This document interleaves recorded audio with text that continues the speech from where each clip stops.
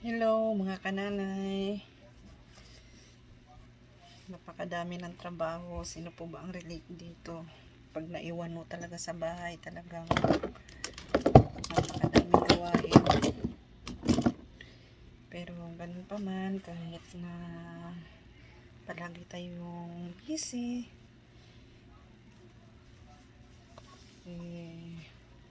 huwag natin kalimutang mag-smile.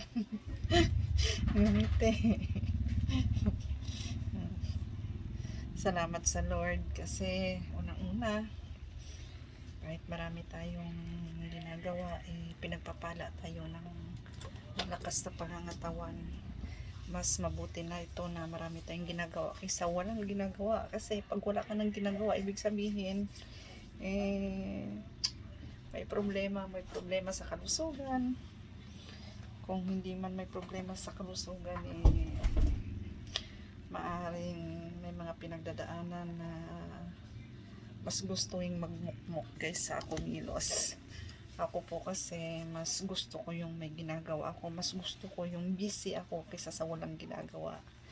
Mas masaya ako na may ginagawa kasi kumbaga parang sa ganitong paraan nakakatulong ako sa aking asawa, natutulungan ko siya kasi syempre siya yung naghahanap buhay, siya yung nagpo-provide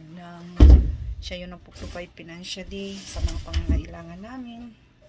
At ako naman ay syempre nasa bahay, so lahat ng obligasyon syempre nasa akin din, magmula sa pag-aasikaso ng mga bata, paglilinis, pagluluto, pagbabudget, mamalengke, akin lahat.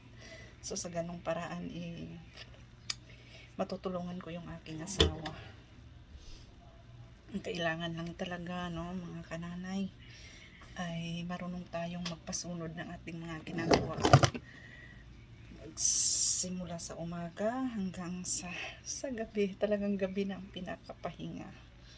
So alam ko relate po dyan ng mga nanay, wag po tayong sumuko.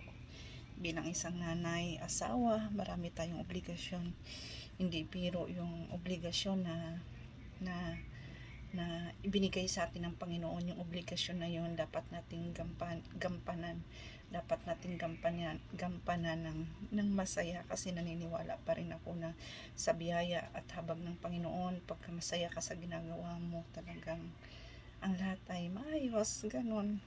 So kahit na ang dami mong ginagawa sa bawat araw, laban lang. Ang mahalaga, tayo ay malakas, masigla, mayroon tayong lakas na matapos lahat yung mga gawaing bahay natin. Kaya sa mga nanay dyan, laban lang, huwag kayong sumuko. Patuloy lang tayong mag-pray lagi na bigyan tayo ng Panginoon ng malakas na pangangatawan.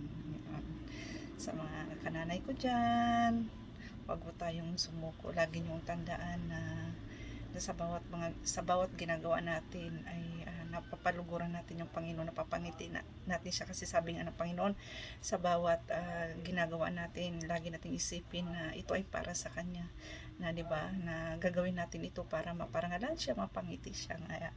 Yun lamang, bye bye mga kananay.